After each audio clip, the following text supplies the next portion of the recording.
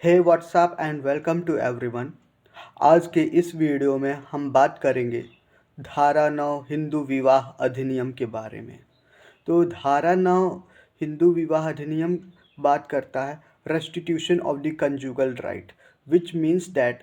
Restitution मतलब होता है रेस्टोरेशन, कंजुगल मीन्स होता है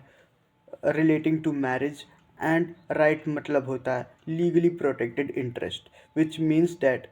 कि एक व्यक्ति को शादी करने के बाद जो अधिकार मिलने चाहिए जब वो नहीं मिलते हैं तब उसका रेस्टोरेशन मतलब उसी चीज़ को पाने के लिए इन्फोर्समेंट के लिए हम जाते हैं, इस एप्लीकेशन लगाते हैं। मान लीजिए एक हस्बैंड है और एक वाइफ है, दोनों में से कोई भी हस्बैंड वाइफ को छोड़ के चला जाए या वाइफ हस्बैंड को छोड़ के चली जाए, तो जो छूटा हुआ पार्टी होता है वो हो जाता है एग्रीव्ड पर्सन। और ये जो एग्रीव्ड पर्सन होता है ये डिस्ट्रिक्ट कोर्ट में अपने फैमिली कोर्ट में जा करके वहाँ पर एक रेस्टिट्यूशन ऑफ कंजुगल राइट धारा 9 की एप्लीकेशन लगा सकता है, जिसमें वो लगाने पर वो ये बताएगा कि उसकी जो वाइफ है हस्बैंड है वो जा उसको छोड़ दिए है बेमतलब का, और उसको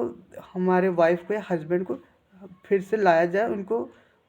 आदेश पारित किया जाए कि वो हमारे साथ रहें, हमारे साथ चलें। फिर ये ऐसे इस स्टेज पे लगाना चाहिए जब वो छोड़ के वाकई में जा चुकी है, 5-6 महीना हो चुका है। मगर कई बार ऐसा होता है कि लोग लगाना भूल जाते हैं, हस्बैंड को वाइफ छोड़ के चली जाती है और फिर उसको खुदा ना खास्ता उसकी मृत्यु हो जाती है। तो जो मायका पक्ष होता है मतलब जो हस्बैंड का जो ससुराल पक्ष होता है वो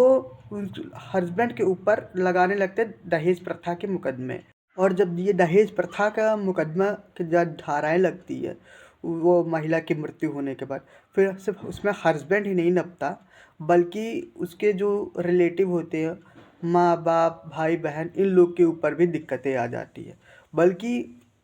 कई ऐसे भी मुकदमे हुए हैं जो रहते ना ही माँ बाप पिता भाई बहन किसी का कोई रोल नहीं रहता है, वो नेचुरल डेथ हुई रहती है, मगर फिर भी उसको दहेज प्रथा का दिखा करके उसमें मिर्च मसाला डाल करके उसको